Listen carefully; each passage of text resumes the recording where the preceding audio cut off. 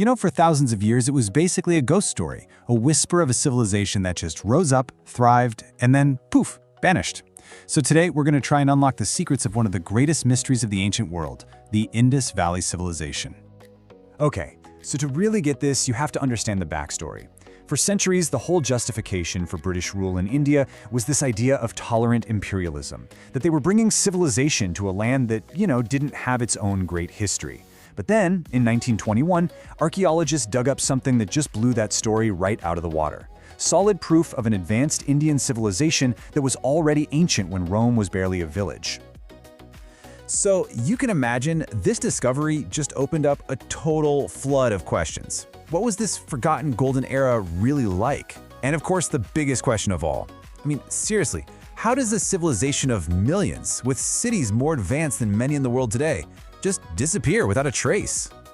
Well, to even begin to answer that, we gotta go back and see how this lost world was even found in the first place.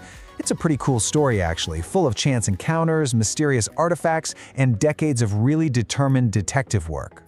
It all kind of starts back in 1829 with this ex-soldier, Charles Masson, who just stumbles upon these ancient ruins he calls Harappa. Then, fast forward a few decades, and a guy named Alexander Cunningham finds these strange inscribed seals there. He was so intrigued, he ended up founding the Archaeological Survey of India. But the ball really gets rolling in 1921, when archaeologist Dayaram Sahani starts a full-scale dig, officially unearthing the city of Harappa. And that led to the world-shaking announcement in 1924.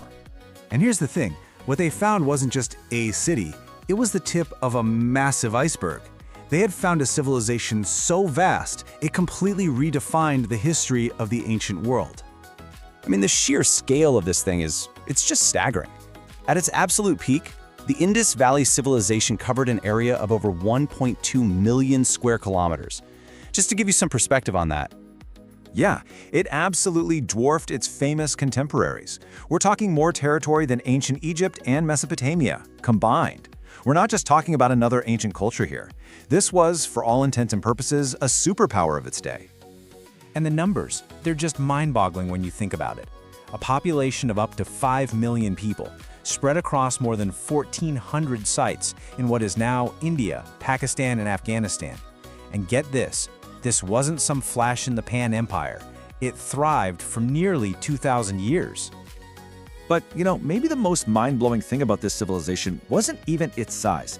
It was its sophistication. These weren't just random settlements. These were meticulously planned cities of the future, built 5,000 years ago. See, most ancient cities just kind of grew organically, right? Sprawling out. But places like Harappa and Mohenjo-Daro, totally different. They show a level of grid-based urban planning that was just off the charts. Engineered with a precision that you really wouldn't see again for millennia. And their genius, it's really in the details. Cities built on a perfect grid using standardized, baked bricks. They had covered citywide sewer systems. Think about that. Underground drainage 5,000 years ago. They had public wells for clean water, and even designated trash bins on the streets.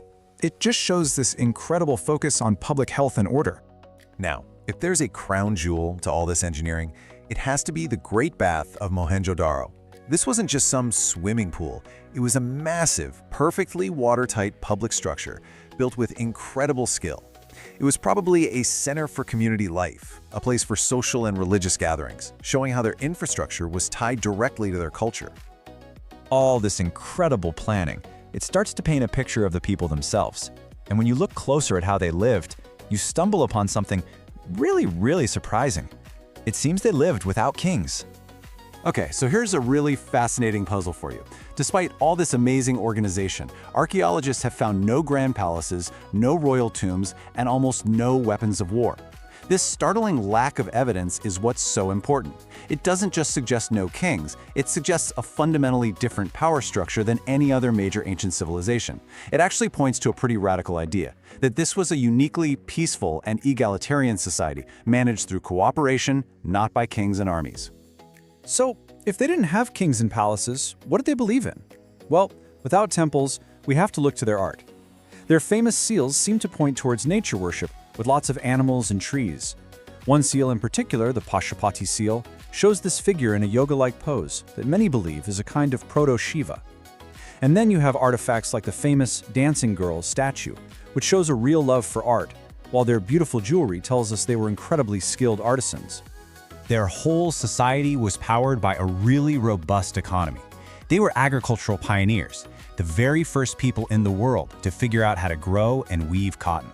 But they weren't just farmers. No, they were also super savvy international traders with huge trade networks with Mesopotamia, who actually knew them by the name Meluha. And to make it all work so smoothly, they developed standardized weights and measures and used these unique seals, almost like ancient corporate logos, to brand their goods. So for all that we've managed to piece together, the Indus Valley still holds on to two enormous secrets, mysteries that still baffle researchers to this very day. The first one, it's their voice. They had a written language, a complex script that we see on thousands of artifacts. The problem is, we have absolutely no idea what any of it says. So why? Why can't we crack it after 100 years of trying? Well, the problem is actually pretty simple, but it's also profound. We figured out Egyptian hieroglyphs thanks to the Rosetta Stone, which had the same text written in the language we already knew, which was Greek. It was the ultimate cheat sheet. For the Indus script, well, there's no Rosetta Stone. No key has ever been found. We've got about 400 symbols, but without that bilingual text, they're basically just silent symbols on a page. And really, that's the hard truth of it. After a century of brilliant minds trying to crack the code, their language is still one of the world's great unsolved puzzles. Locked inside those little symbols are their names, their stories, their laws, their beliefs, all of it, just locked away from us, at least for now. And that, of course, leads us to the final and maybe the biggest mystery of them all. After flourishing for centuries, around 1900 BCE, this incredible, magnificent civilization just starts to decline, and fast. How did it all just end? Well, there are a few leading theories, but here's the catch. No one can agree on just one. The frontrunner is climate change, a massive shift in the monsoons that led to terrible droughts, drying up the rivers that were their lifeblood. Others point to a catastrophic earthquake or a huge flood. A more controversial theory is that a peaceful people were just overrun by invading tribes. And of course, there's always the possibility of a deadly epidemic sweeping through their crowded cities. In reality, it was probably some devastating combination of all these things. So in the end, we're left with a civilization of incredible contrasts, right? Their cities tell us this clear story of order and pure genius. But their script holds their spirit, their actual thoughts, their identity. And those voices are still completely silent, just waiting for us to finally learn their language.